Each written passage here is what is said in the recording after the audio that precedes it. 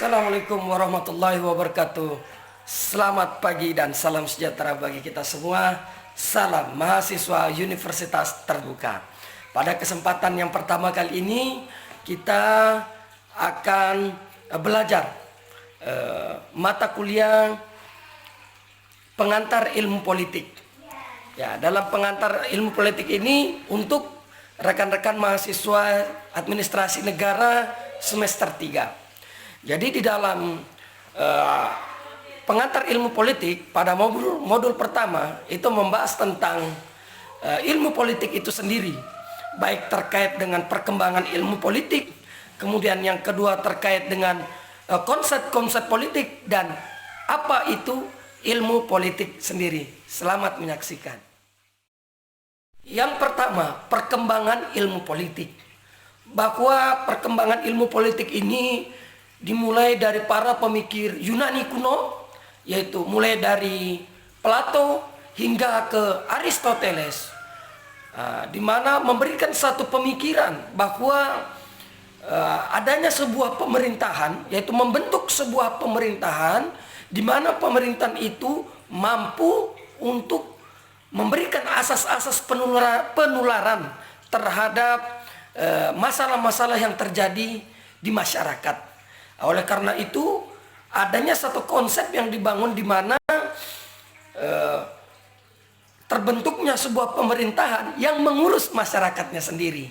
Kemudian di dalam ilmu politik itu sendiri melibatkan beberapa aspek, ya, seperti yang ada di negara kita, baik itu aspek itu terdiri dari negara, kemudian kekuasaan, adanya pengambilan keputusan, kebijakan, kompromi dan konsensus, pembagian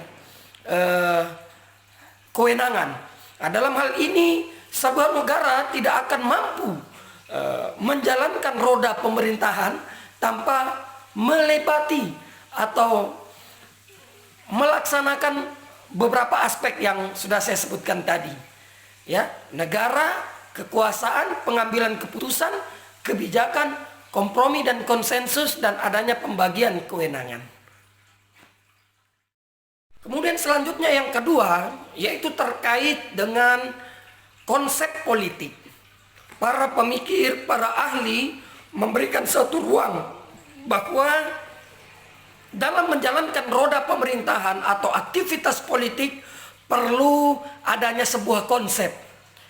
Konsep ini dinamakan dengan konsep politik, di mana konsep politik ini mampu melihat, mampu merasakan bagaimana sebuah gejala politik yang terjadi di satu negara. Oleh karenanya, satu negara dengan negara yang lain memiliki konsep politik yang berbeda. Hal ini dikarenakan konsep politik itu sendiri meliputi masyarakat, negara, wilayah, kemudian pemerintahan, kedaulatan, kekuasaan, dan legitimasi. Kita perlu ingat bahwa suatu teori menyatakan terbentuknya sebuah negara karena ada beberapa unsur.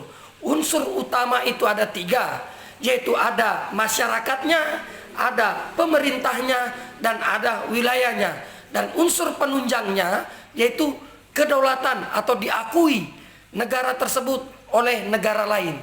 Sebagaimana negara Indonesia, yang pertama kali mengakui kemerdekaan negara Indonesia adalah negara Mesir. Oleh karena itu, sebuah politik dapat berjalan sebagaimana mestinya apabila konsep-konsep politik yang meliputi masyarakat, negara, wilayah mampu menjalankan sebuah peran dan tupoksinya masing-masing, sehingga kita mampu menjalankan atau mencapai sebuah tujuan negara. Kemudian yang terakhir yaitu sistem politik.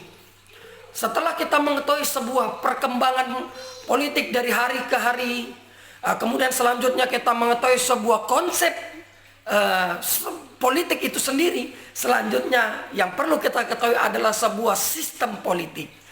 Politik dalam pencapaian tujuannya tidak akan tercapai apabila tidak melewati sebuah sistem dalam politik itu sendiri.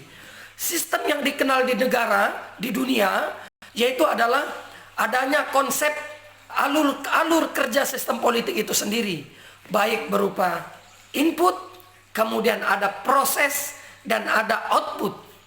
Input ini terdiri dari kelompok-kelompok masyarakat, kelompok mahasiswa, kelompok-kelompok adat, kelompok kepentingan, dan kelompok penekan.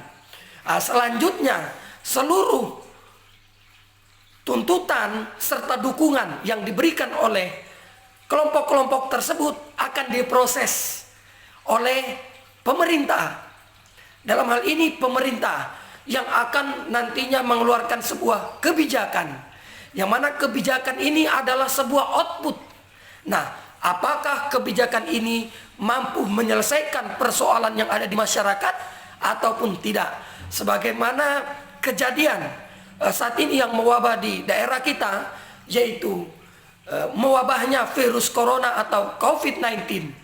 Apakah kebijakan Bapak Presiden Jokowi yang tidak melakukan lockdown ini mampu menyelesaikan wabah yang terjadi di Indonesia?